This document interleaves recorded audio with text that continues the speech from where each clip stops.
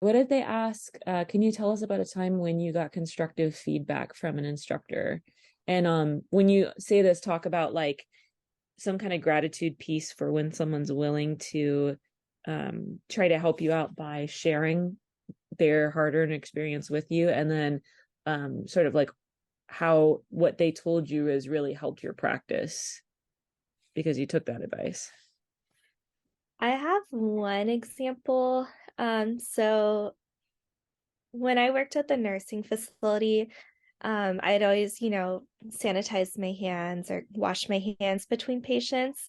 But because of a lot of the patients I had, I would always put gloves on when I'd enter the room because I didn't know what I was walking into.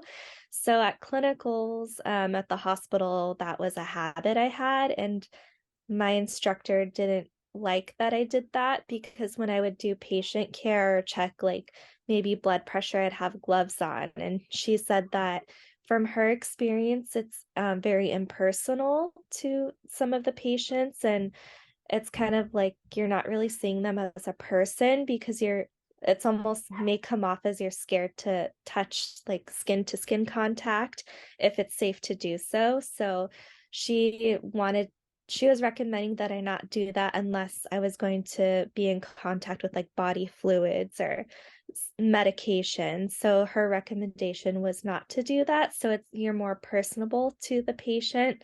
And that took a lot of deconditioning on my end because I was so used to always putting gloves on, like as soon as I walked into a patient room. But it did realize that you come off more, I can't think of like passionate, I guess, and more not so sterile, like seeing the patient. You see them as a person, not just like your job or just another like task to get done.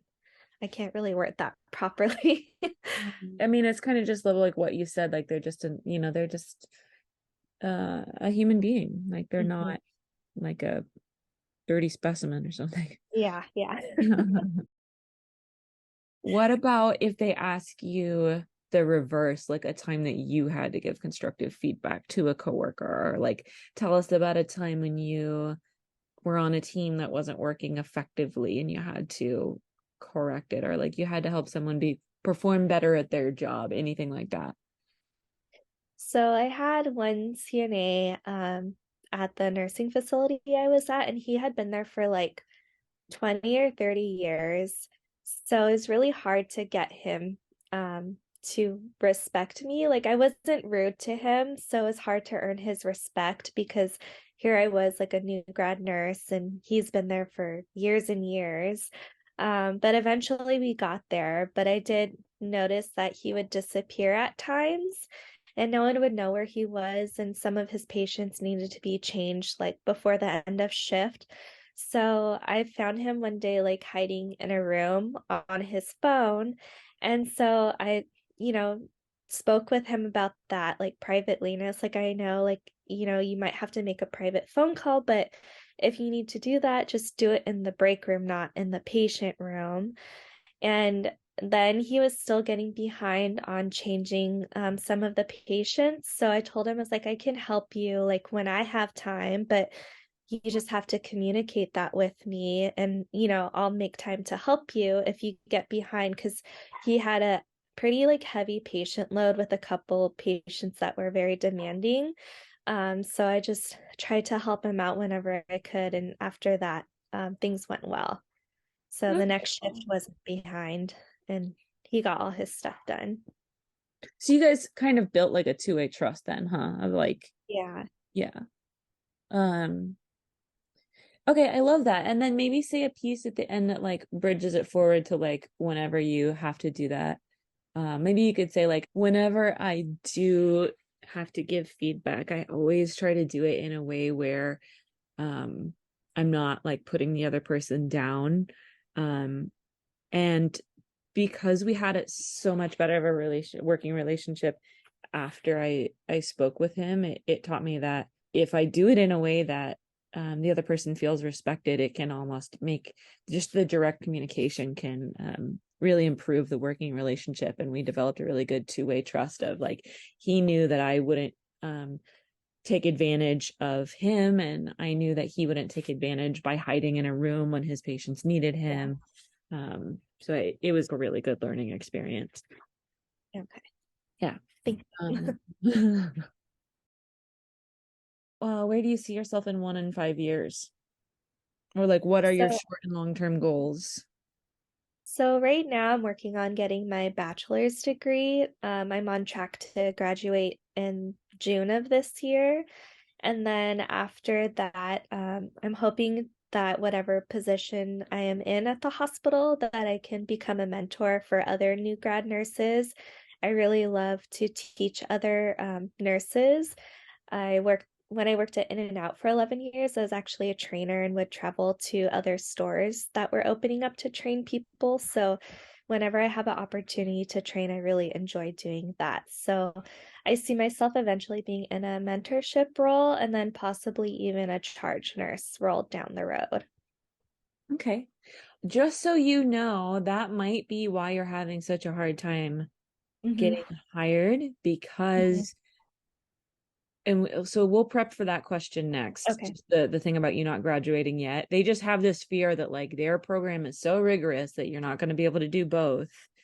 Okay. And they're like, no, no, no, no. Like, Oh, I know what people are capable of, and yeah. this is too hard for anyone to do. The school I'm at, they're really flexible. So they're like, if you had to cut down like in the middle of the semester, drop out, like you could just kind of restart those classes again. So they're very like flexible, but I just Hmm. never worded that to any interviews I had. Okay. We'll do that next, because you Okay. really I'll pretend I'm like a super Mhm. someone who has feelings about that.